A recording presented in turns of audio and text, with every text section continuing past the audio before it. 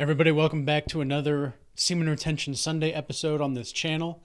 And before I get started, I want to remind everybody of next week. There's going to be a male and female group session where we go over the 7 deadly sins and just have a group Q&A, if you will, on the 7 deadly sins and how to overcome them and unlock our virtues there. Now, with that being said, the topic for today is how new beginnings can be disguised as really hard and rough endings on semen retention. And I also want to talk about what flatlining is on semen retention. Now, when I first heard about NoFap and semen retention 2 years ago, over 2 years ago now, I didn't really believe it.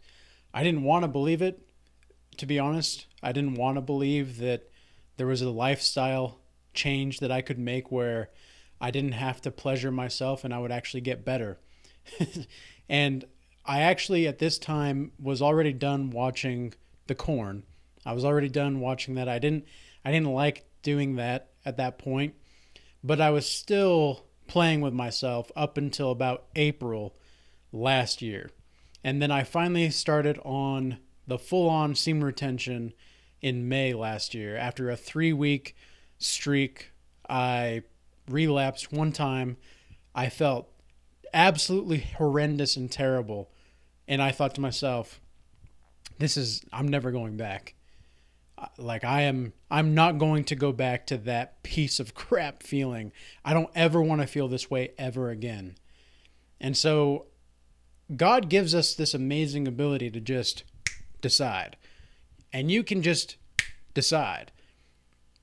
You can just decide to do what you want to do. You can just decide to do what you need to do for you, what's best for you. And so that's exactly what I did. And so I decided to just make this a lifestyle. And ever since, that's exactly what's happened. And there's been times where, specifically during like any kind of testing period, where I'm being tested with lust, where the wet dreams increase, or just the kind of Jezebel spirits that arise just are really strong and really compelling and really trying to get me to participate in these really disgusting ways of sin. And luckily and fortunately, God also gives us this amazing ability to, when we decide to flee from sin and temptation, we actually create something new and something more beautiful for ourselves. And so through that suffering, on the other side is a transformation. And this is part of the new beginnings. This is a part of the hard, rough endings. No pun intended. But but that is exactly what happens. And this is the same thing for women that are going through a celibacy period. You know, what semen retention, what NoFap really is just deciding not to participate in PMO, which is corn, masturbation, or orgasm, and then also refusing to participate, that is, in any kind of sinful temptation. And you will go through this purification process. And when you start to flatline, and I only experienced this a couple times in the year and a half that I felt it, like that I've been on this journey. And when I did feel that flatline, it wasn't like I wasn't motivated. I was still more motivated and more inspired. Again, I don't really like to use the word motivation because motivation is always fleeting. What's more important is how you are able to discipline yourself. You know, it's like brushing your teeth. Do you motivate yourself to brush your teeth, or do you just do it? That's what I'm saying. When it comes to also when you just don't play with yourself, are you motivating yourself to not play with yourself, or are you just not playing with yourself? It's a similar concept. And this is really important to understand because when you are on this journey of self-realization and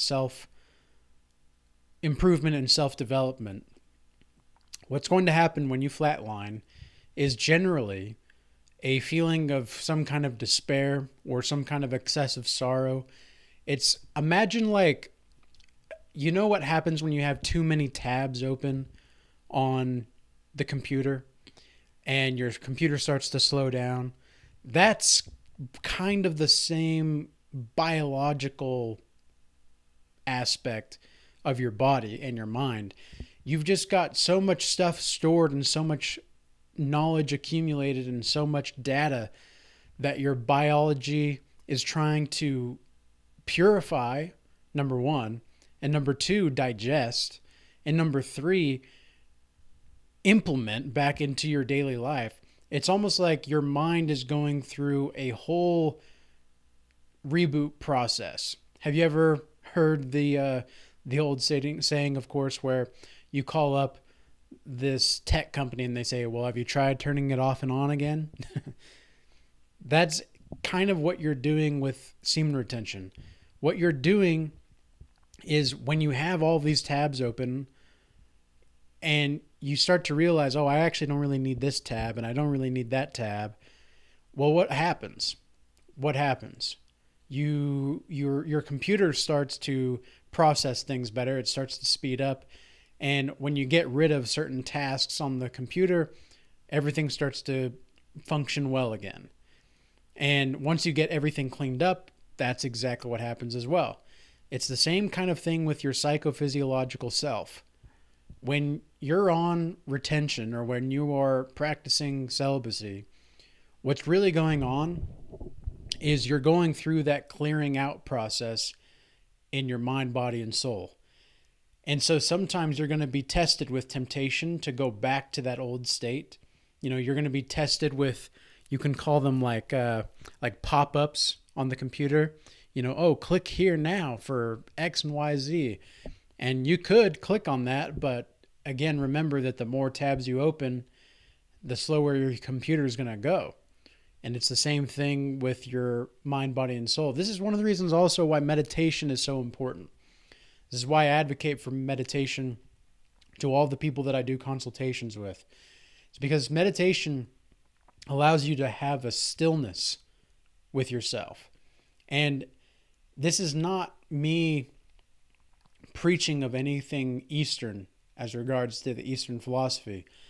I'm talking about you being able to sit with yourself, by yourself, as yourself, accepting yourself, and being as you are and accepting that. Just noticing what it's like to be you. This is what meditation is really about. It's noticing what it is to notice yourself.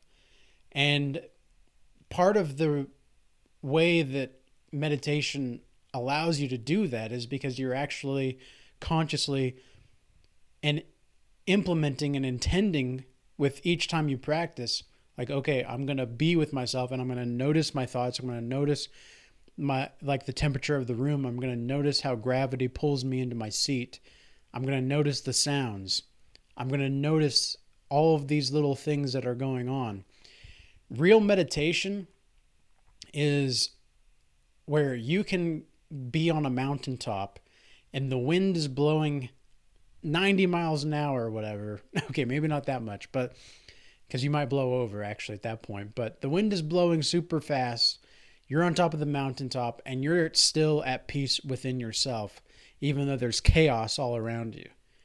That's where you know that you're a lot more synchronized and with yourself, and you're in the depths of your own soul in that moment. And what semen retention allows you to do is visit the depths of your soul. You may not even realize what you're doing until you get a certain amount of days into it. Because a lot of the times people are just more interested in attracting women. And don't get me wrong, you're going to attract women when you're on retention. Like, it's going to be natural. And you're going to attract more high quality women for sure. But that's really not the point of retention. It's a nice benefit. It's a fantastic benefit, in fact. But it's not the main reason that you do this. The reason that you're doing semen retention, that is, if you're conscious and you're actively seeking self-awareness, what you're actually doing and what you're actually planning to do is really come together with yourself instead of I was going to make a joke, but I'll just say it. So you're coming together with yourself instead of coming everywhere else.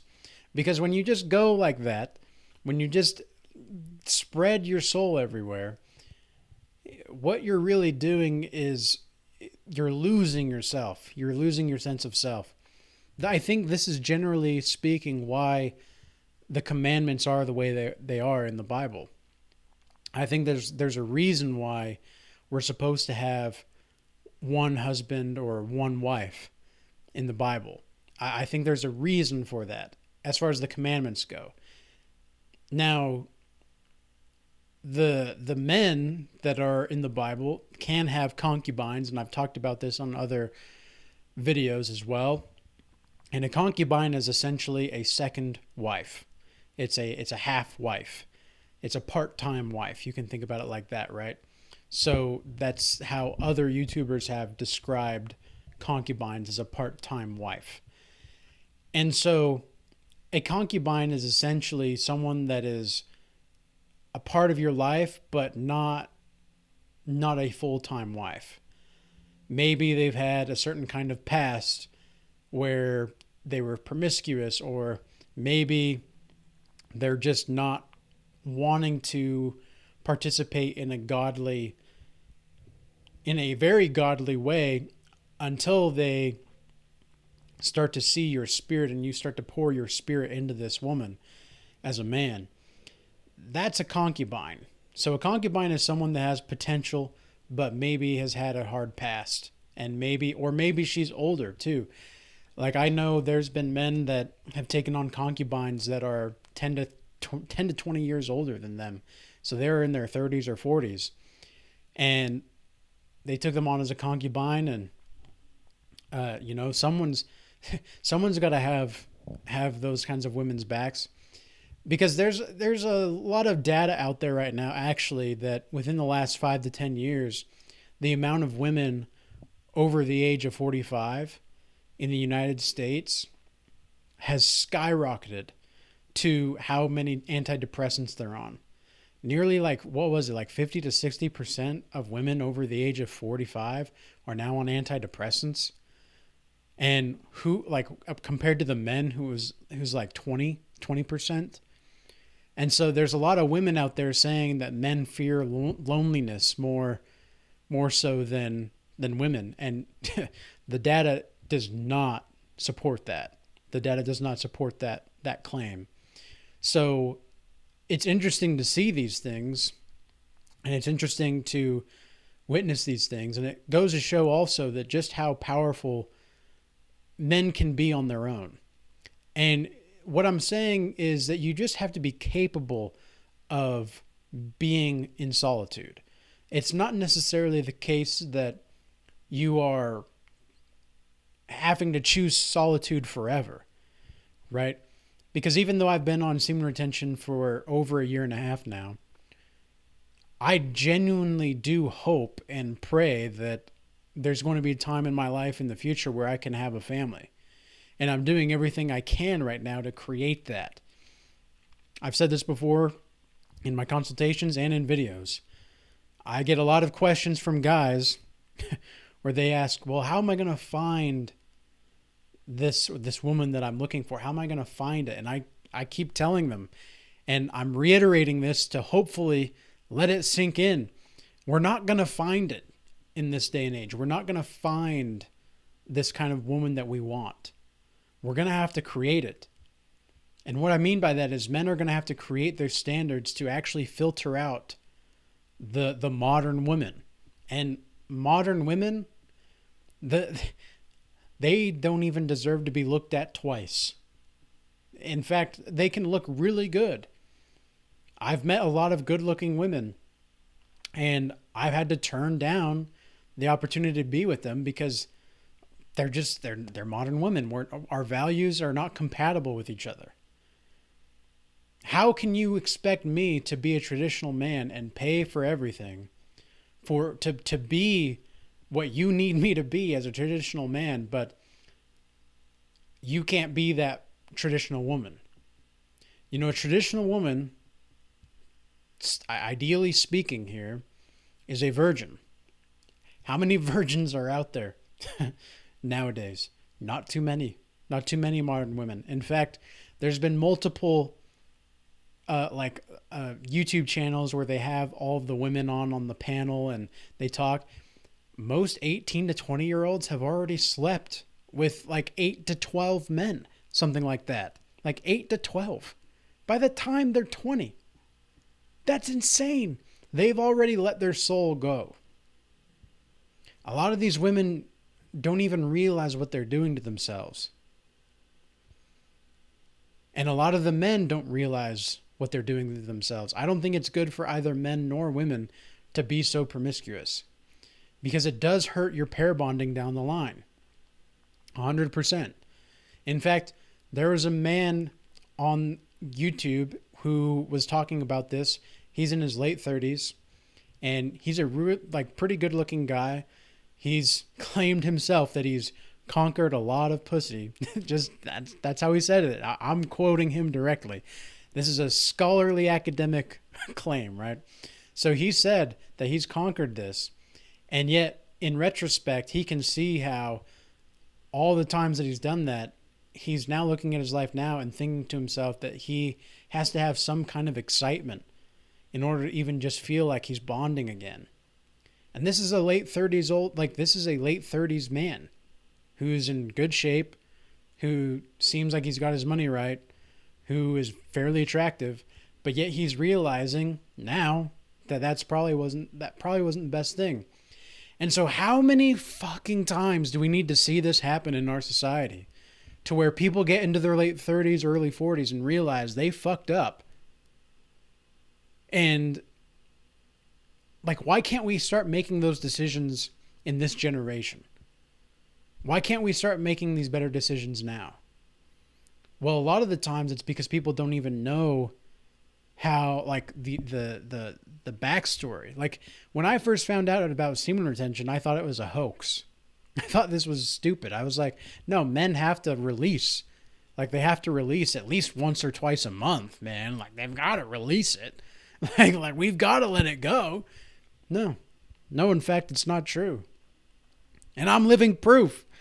I'm in the best shape financially, emotionally, spiritually, physically. I'm more disciplined than ever. I have more women than I could care to actually want in my life wanting me. And while that's fantastic, it's also not really the case that I want to be with them.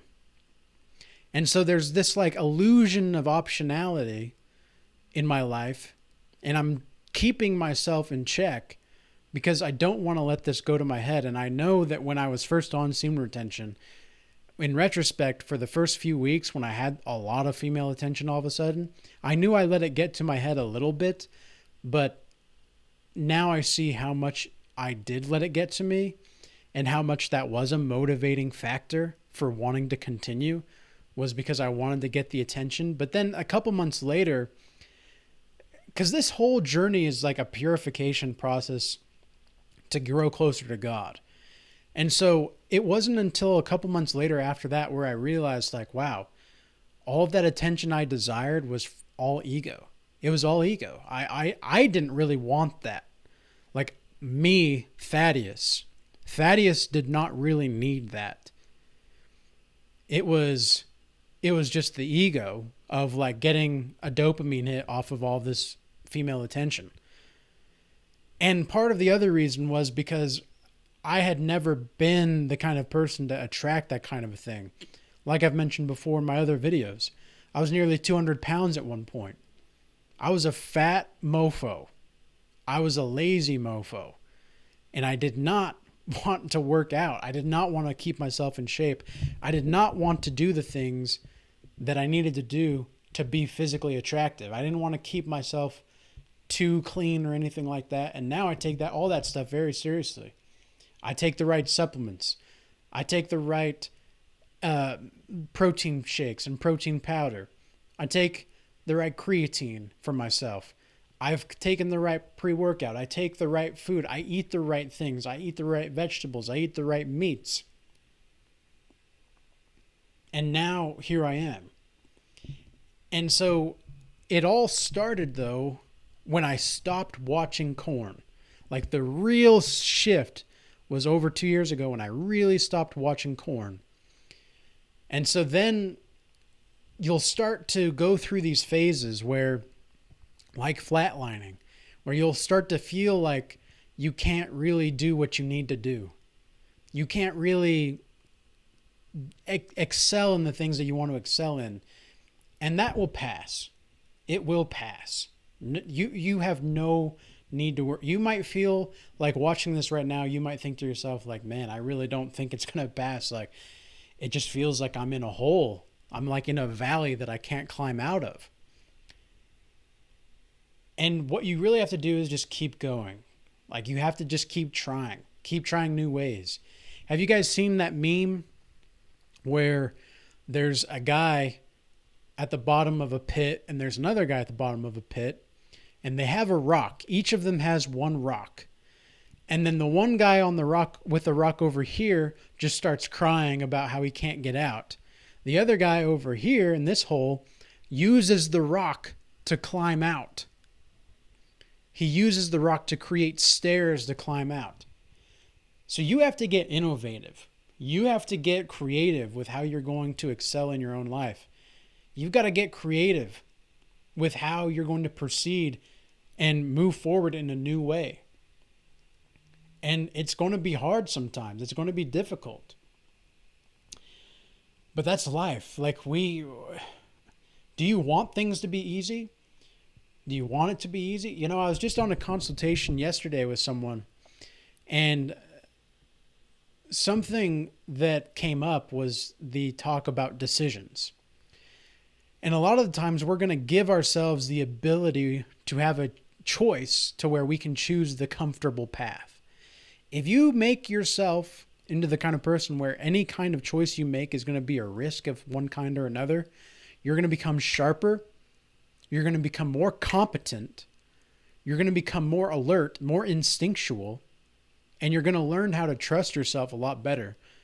Because if you put yourself in the position where you give yourself an option to be comfortable, it's going to be very difficult for you to progress.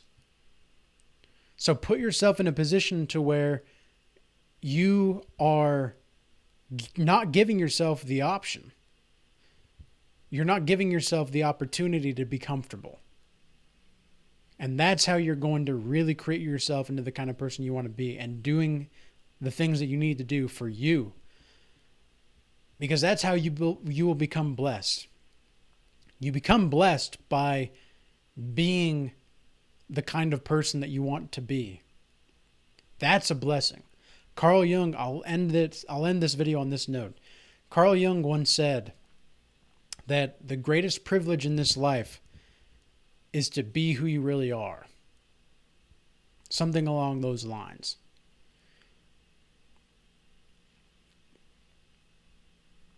So, peace be with you. Till next time.